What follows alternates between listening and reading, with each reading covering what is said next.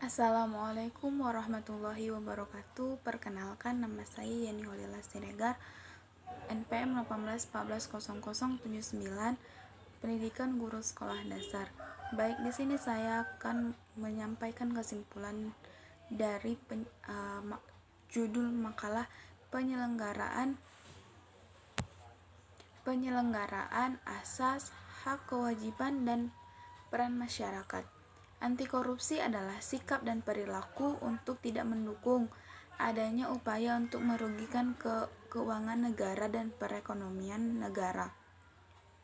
Dengan kata lain adalah anti korupsi merupakan sikap menentang adanya korupsi. Yang pertama yaitu penyelenggaraan. Penyelenggaraan negara dalam arti luas meliputi bidang eksekutif, legislatif, dan yudikatif. Penyelenggaraan negara menurut Undang-Undang RI Nomor 28 Tahun 1999 tentang penyelenggaraan negara yang bersih dan bebas korupsi. Bebas korupsi, kolusi, dan nepotisme adalah pejabat negara yang menjalankan fungsi eksekutif, legislatif, dan yudikatif dan pejabat lain yang fungsi dan tugas pokoknya yang berkaitan dengan penyelenggaraan negara sesuai dengan ketentuan peraturan perundang-undangan. Jadi penyelenggaraan negara meliputi yang pertama pejabat negara dan lembaga negara, yang kedua menteri, yang ketiga gubernur, yang keempat hakim, yang kelima pejabat negara lainnya, misalnya duta besar, wakil gubernur, bupati atau wali kota. Yang keenam yaitu pejabat lain yang memiliki fungsi strategis dalam kaitannya dengan penyelenggaraan negara, misalnya gubernur Bank Indonesia, Kapolri, rektor perguruan tinggi negara. Yang kedua yaitu asas umum pemerintahan yang baik berdasarkan Undang-Undang Nomor 9 Tahun 2004 tentang perubahan atas Undang-Undang Nomor 5 Tahun 1989 tentang PT-UN, di mana dalam penjelasannya disebutkan yang dimaksud dengan asas-asas umum pemerintahan yang baik adalah meliputi asas kepastian hukum, ketertiban penyelenggaraan negara, keterbukaan, proporsionalitas, profesionalitas, dan akuntabilitas. Menurut Undang-Undang Nomor 23 Tahun 2014 tentang pemerintahan daerah yang menyebutkan bahwa kepala daerah dan DPRD dibantu oleh perangkat daerah menyelenggarakan penyelenggaraan pemerintah di negara terdiri atas yang pertama asas kepentingan umum, yaitu asas yang mendahulukan kesejahteraan umum dengan cara yang aspiratif, akomodatif, dan selektif. Yang kedua yaitu asas kepastian hukum, yaitu asas yang mengutamakan landasan peraturan perundang-undangan, kepatuhan dan keahlian dalam setiap kebijakan penyelenggaraan negara. Yang ketiga, asas keterbukaan, yaitu asas yang membuka diri terhadap hak masyarakat untuk memperoleh informasi yang benar, jujur, dan tidak diskriminatif dengan memperhatikan perlindungan atas hak asasi pribadi, golongan, dan rahasia negara. Yang keempat, asas tertib penyelenggaraan negara, yaitu asas yang menjadi landasan keteraturan, keserasian, dan keseimbangan dalam pengendalian penyelenggaraan negara.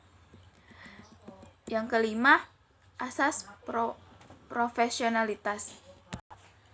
Asas profesionalitas yaitu asas yang mengutamakan keahlian yang berlandaskan kode etik dan ketentuan peraturan perundang-undangan yang berlaku. Yang ketiga, hak kewajiban. Hak dan kewajiban merupakan sesuatu yang tidak dapat dipisahkan, akan tetapi terjadi pertentangan karena hak dan kewajiban tidak seimbang. Hak adalah sesuatu yang mutlak menjadi milik kita dan penggunaannya tergantung kepada kita sendiri. Contoh dari hak adalah setiap warga negara berhak mendapatkan perlindungan hukum. Yang kedua, setiap warga negara berhak atas pekerjaan dan penghidupan yang layak. Yang ketiga, setiap warga negara memiliki kedudukan yang sama di mata hukum dan di dalam pemerintahan. Kewajiban adalah sesuatu yang dilakukan dengan tanggung jawab. Contoh kewajiban adalah yang pertama, setiap negara memiliki kewajiban untuk berperan serta dalam mempertahankan kedaulatan negara Indonesia dari serangan musuh. Yang kedua, setiap warga negara wajib membayar pajak dan retribusi yang telah ditetapkan oleh pemerintah pusat dan pemerintah daerah. Yang ketiga, setiap warga negara wajib mentaati serta menjunjung tinggi dasar negara, hukum, dan pemerintah tanpa terkecuali saat dijalankan dengan sebaik-baiknya. Kemudian, sebagaimana yang telah diatur oleh Undang-Undang Dasar 1945, maka kita harus melaksanakan hak dan kewajiban kita sebagai warga negara yang tertib yang meliputi yang pertama, hak dan kewajiban dalam bidang politik, hak kewajiban dalam bidang sosial budaya, hak kewajiban dalam bidang hukum, dan hak kewajiban dalam bidang ekonomi. Yang keempat yaitu peran dalam pemberantasan korupsi. Upaya-upaya pemberantasan korupsi terus berlangsung sehingga sekarang ini. Upaya-upaya pemberantasan atau pencegahan tindak pidana korupsi dapat diwujudkan dalam bentuk sebagai berikut. Yang pertama, pengawasan oleh lembaga masyarakat. Yang kedua, lembaga pengawas seperti DPR, DPRD, BPK, BPKB, dan Bawasda. Yang ketiga, lembaga pengawasan independen seperti KPK. Yang keempat, lembaga penegak hukum seperti kepolisian, kejaksaan, dan pengadilan. Baik, sekian dari penjelasan saya. Assalamualaikum warahmatullahi wabarakatuh.